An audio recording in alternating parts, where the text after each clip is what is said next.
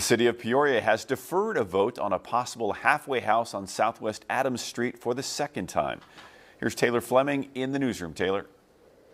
Tyler, they delayed a decision on whether to grant nonprofit Grow Community a special use at a meeting last month, citing a need for more information and questions for Grow. In an effort to answer previous questions from the council, Grow Community said they have a grant for the property that will be used to purchase and renovate it. They would use their internal construction branch and expect the job to be complete in 2027. That wasn't enough for some council members.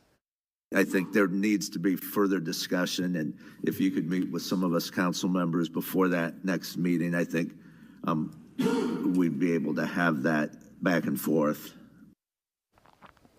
Grow also promised they will not bring people into Peoria from other communities.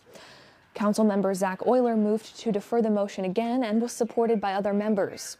They want to speak with Grow about their plans, as well as facilitate conversations between business owners and Grow.